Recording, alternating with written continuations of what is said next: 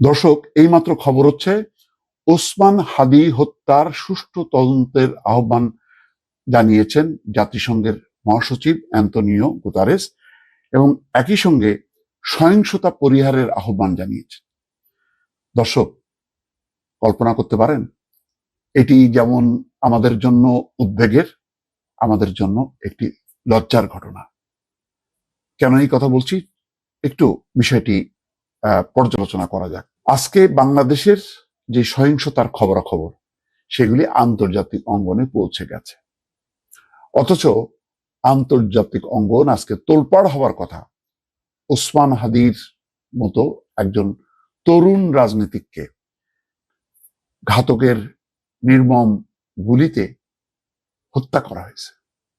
এই ঘটনায় আজকে সারা বিশ্বে তোলপাড় হওয়ার কথা এবং অনেকগুলো রাষ্ট্র কিন্তু শোকও জানিয়েছে। মার্কিন যুক্তরাষ্ট্র থেকে শুরু করে বিভিন্ন দেশ বিবৃতি দিয়েছে, শোক জানিয়েছে, প্রতিবাদ করেছে। কিন্তু তারা কি সহিংসতার কথা বলেছে? বলেছে যে হত্যাকারীরা চিহ্নিত হয়েছে, হত্যাকারীদেরকে ধরো, সরকারকে প্রেসার দাও ওই হত্যাকারীদেরকে যাতে বের করে নিয়ে আসে? না, সরকার বলছে যে তারা প্রাণান্ত চেষ্টা করছে।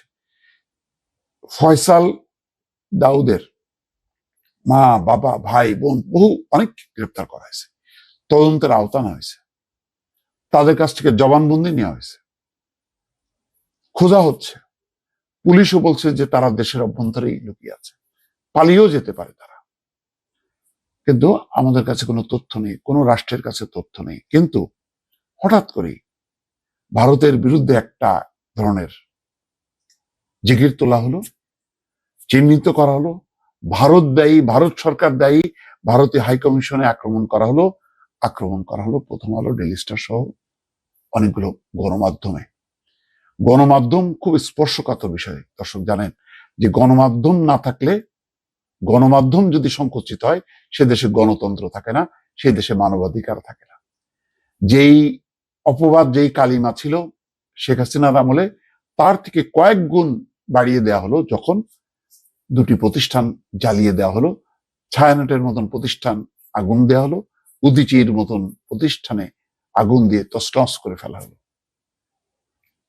কি দাঁড়ালো শেষে? খবরটা কিন্তু চাপা পড়ে গেল। হাদিকে নিয়ে যে শোক করব, হাদিকে নিয়ে যে হত্যার তদন্ত হবে, সেই জিনিসটা চাপা পড়ে এখন মুখ্য বিষয় হয়ে দাঁড়ালো বাংলাদেশে সন্ত্রাস হচ্ছে। তাই সহিংসতা পরিহারের আহ্বান জানিয়েছেন জাতিসংঘের মহাসচিব অ্যান্তোনিও গুতারেস। এই যে দুটি বিষয়, একটা তদন্তের আহ্বান, খুবই পজিটিভ তদন্তের আহ্বান, ঠিক।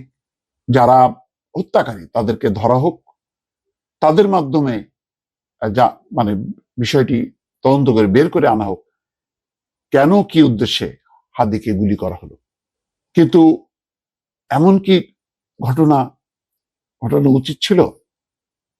এই সহিংসতা দেশব্যাপী আওয়ামী লীগের জ্বালানো পোড়ানো স্থাপনাগুলো বারবার জ্বালানো হচ্ছে, পোড়ানো হচ্ছে, এর মধ্য দিয়ে একটা উগ্রপন্থার যে উত্থান ঘটছে, দানবী আকার ধারণ করছে, যারা আগামী নির্বাচনের জন্য একটা সংখ্যা, অপারেশন ডেভিল হার্ট নাকি সেকেন্ড ফেজে চালু করার কথা, কিন্তু এখনো পর্যন্ত এই দানবীয় ঘটনার জন্য, নারকীয় ঘটনার জন্য যারা দায়ী, তাদের বিরুদ্ধে কোনো অ্যাকশন নেওয়া হলো না।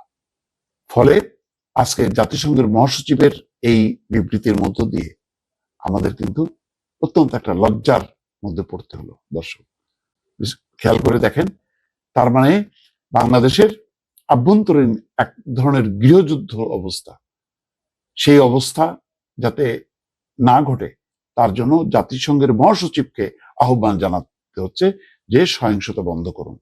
এই ধরনের আহ্বান যেসব দেশে জানানো হয়, সেসব দেশ কোনো মর্যাদার পূর্ণ কোনো দেশ না। সেই দেশ নিয়ে বিশ্ব উৎকণ্ঠিত থাকে, চিন্তিত থাকে। সেই দেশের ব্যাপারে তার একটা রেস্ট্রিকশন আরোপ করে, লিখিতভাবে কখনো কখনো অলিখিতভাবে। তার প্রভাব কিন্তু আমরা গত 1 বছরে আস্তে আস্তে পাচ্ছি। ক্রমেই আমাদের ভিসা দেওয়ার যে সংখ্যাটা বা প্রক্রিয়াটা জটিল থেকে জটিল হয়ে একটা সংকুচিত অবস্থার মধ্যে আমরা পড়ে গেছি।